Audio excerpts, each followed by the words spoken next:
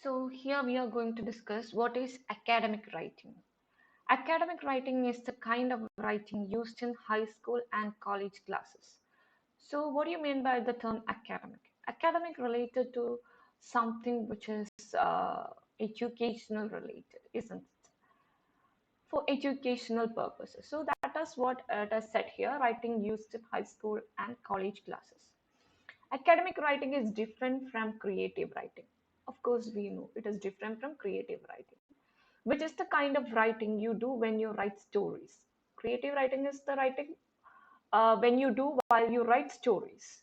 It is also different from personal writing. Academic writing is also different from personal writing as well as creative writing, which is the kind of writing you do when you write letters or emails to your friends and family. That is what is called personal writing. Creative writing and personal writing are informal.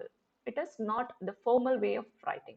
So you may say, so you may use slang, abbreviations, and incomplete sentences in informal writing. You know, while we text messages and all, we use informal kind of slang. That is what we call as informal way of writing.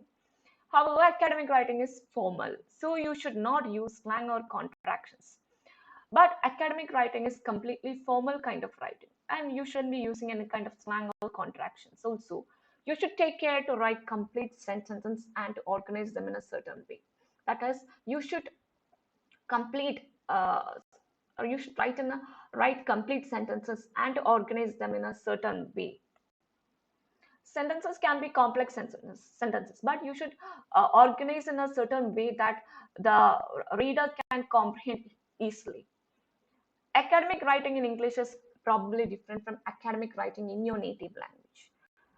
So we have to study academic writing in English specifically. The words and grammar and also the way of organizing ideas are probably different from what you are used to. In fact, the English way of writing may seem clumsy, repetitive, and even impolite to you. Just remember that it is neither better nor worse than other ways, it is just different. So, we have to know about academic writing some more in detail. So, before we learn in detail, some points to remember. Writing skill expectations change as a student moves from school to college. The what we write in school is not what we needed in college, isn't it? Academic writing skill is needed for success in higher education. So, in higher education, when we do projects or assignments, or when we do research and all, we need higher skill of writing, isn't it?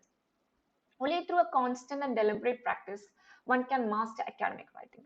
So, by learning certain theories, we can't do academic writing in a perfect way. It is through practice. After knowing all that certain points that we have to take care of while we write in academic way, not just that we have to know the theories, but also we have to practice it. Only by practice we can implement these theories in a perfect way so that we can acquire our excellency in academic writing. Academic writers are not expected to make subjective judgments, categorical remarks, and use information from unreliable sources. That is, a person shouldn't make subjective judgments while he's doing an academic writing. He should be objective in perspective.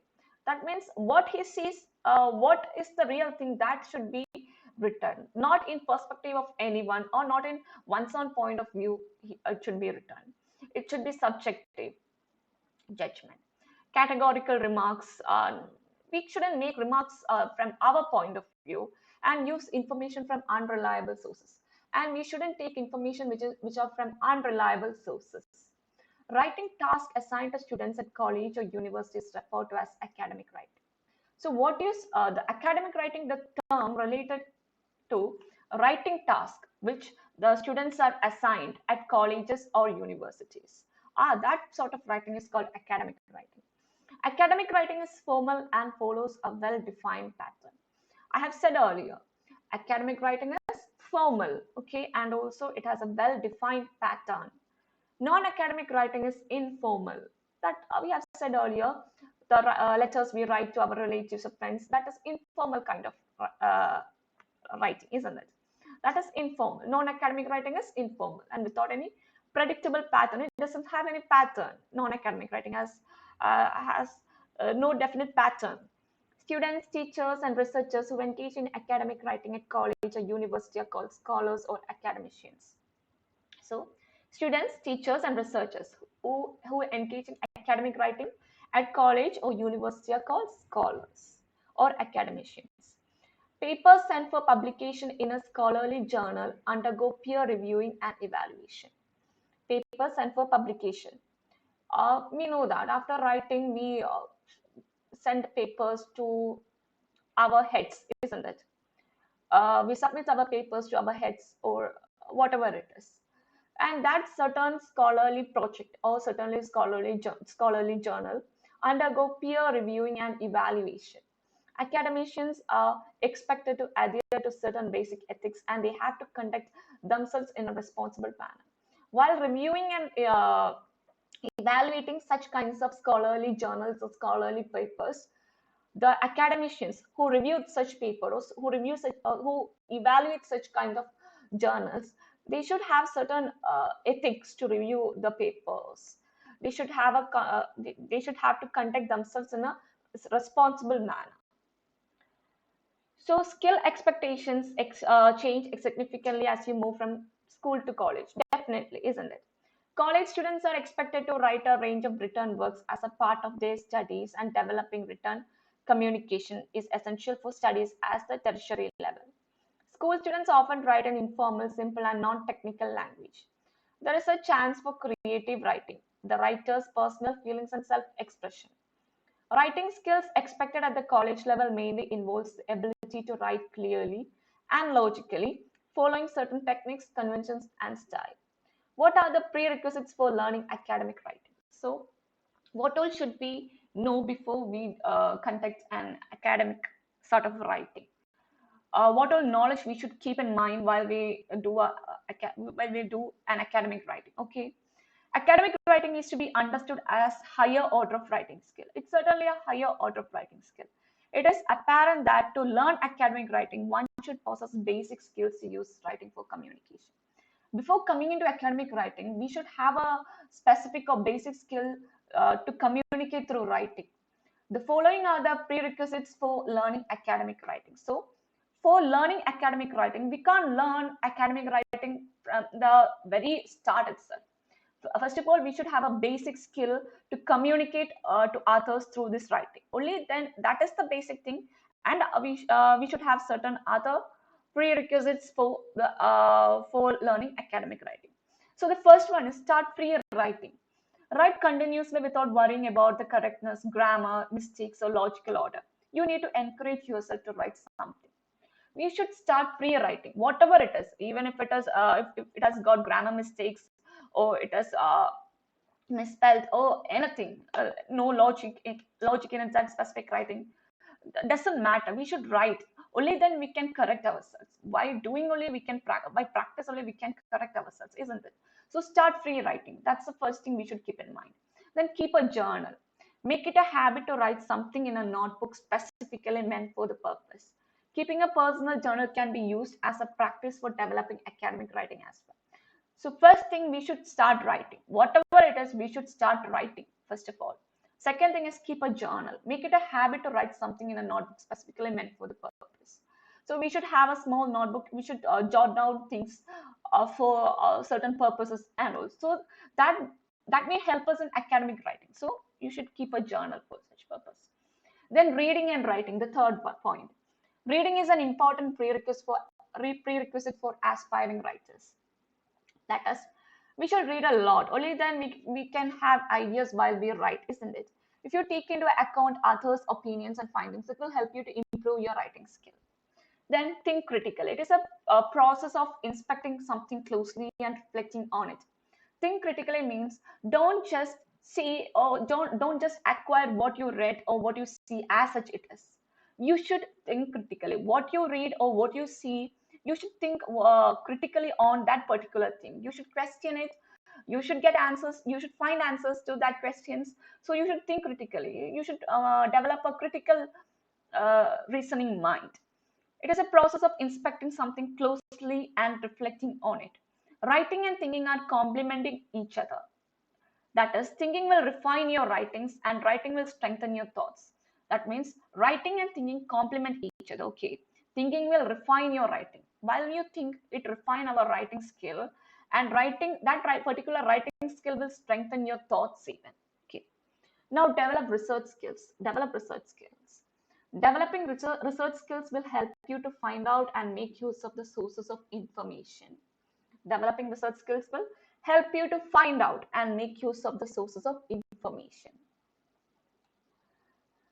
Then learn language of your discipline. To write on your discipline, you need to get a systematic initiation into the fundamentals of your discipline. Fundamentals include the keywords and phrases frequently used in that discipline. So learn language of your discipline means there are certain terms related to that particular field of studies, isn't it? So you should be thorough with the terms related to that particular studies. So to write on your discipline, you need to get a systematic initiation into the fundamentals of your discipline. The fundamentals include the keywords, isn't it? So the term related to engineering is not the same as that of medical field, isn't it? The fundamentals include the keywords and phrases frequently used in that discipline. Now I'm going to differentiate what is academic writing and non-academic writing. What is academic writing and what is non-academic writing. So in academic writing, we use formal language, use technical and formal vocabulary. In academic writing, we use formal language and use technical and formal vocabulary. Whereas in non-academic writing, we use simple language, use informal phrases and slangs. Simple language is used in non-academic writing and use informal phrases and slangs. Now coming to the second point. In academic writing, signal words to indicate organizational pattern of the work. That means I have said for a certain field, there are certain terms related to that particular field. We use signal words to indicate organizational pattern of the work. And in non-academic, language are suitable for a larger audience. That means it maybe if you're taking that particular field related term, it might not be known by everyone, isn't it? So we just take a term which is general to all. That is what we focus in non-academic writing. Then formal introductory paragraph containing statement. So there should be a formal introductory paragraph containing statement in academic writing and short introduction suiting the subject, thesis, matter of the work. But while in non-academic writing, we just use short introduction suiting the subject, the thesis, matter of the work. Then in academic writing, there are body paragraphs, which are long and with each sentence serving as a specified purpose. That means no sentences are simply written. Each sentence has specific purpose in academic writing. And also there is body paragraph, which are long. Okay. In non-academic writing, main body paragraphs are shorter in length, like topic sentences, substantiation, and transition. Now coming to academic writing, elaborate explanation of the central idea or argument with supporting expert sources. There should be elaborate explanation of the central idea. We should explain it. One who reads it should understand what you are writing with examples. So there should be a supporting examples given. Then ideas are elaborated well in non-academic writing, but not supported with expert sources or such.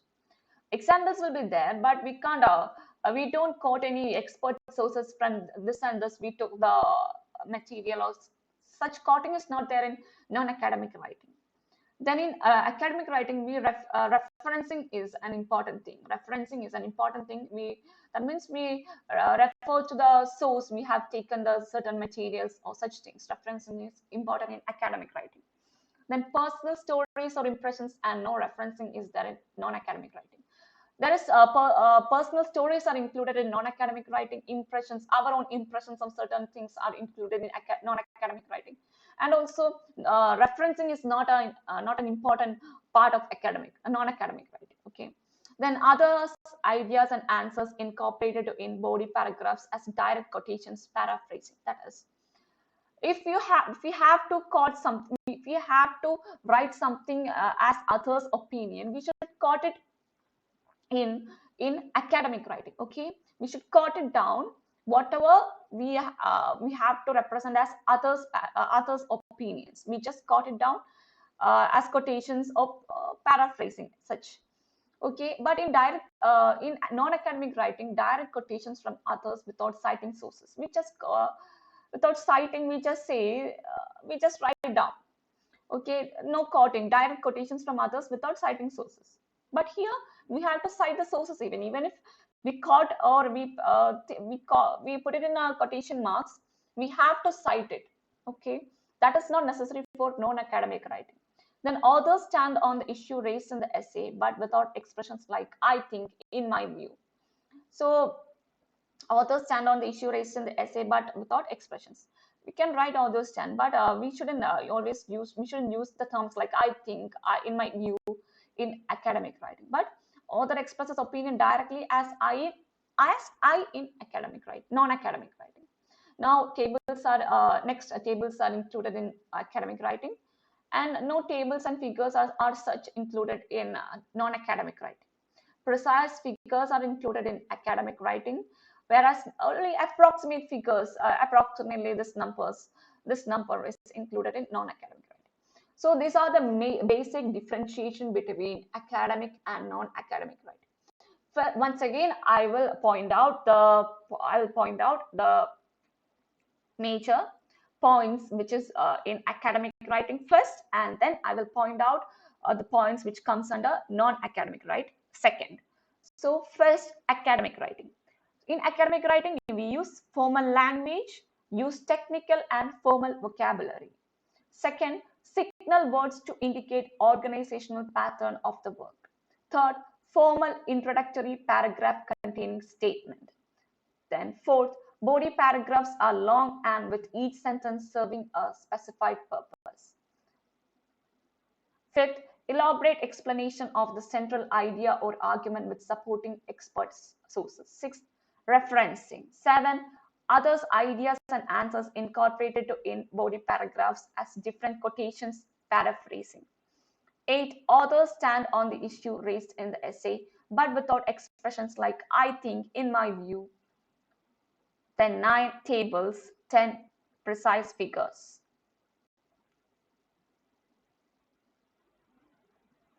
Now coming to the title, non-academic writing, the points which comes under non-academic writing: simple language, use informal phrases and slangs. 1. Then second one, language use suitable for larger audience. Point 2. Then point 3 coming, short introduction suiting the subject or thesis matter of the work. Point 4, main body paragraphs are shorter in length like topic sentences, substantiation and transition. That is point 4. Now point 5, ideas are elaborated well but not supported with expert sources. Point 6, personal stories or impression and no referencing. Point 7, direct quotations from others without citing sources. Point 8, author expresses opinions directly as "I." Then point 9, no tables and figures. Point 10, approximate figures.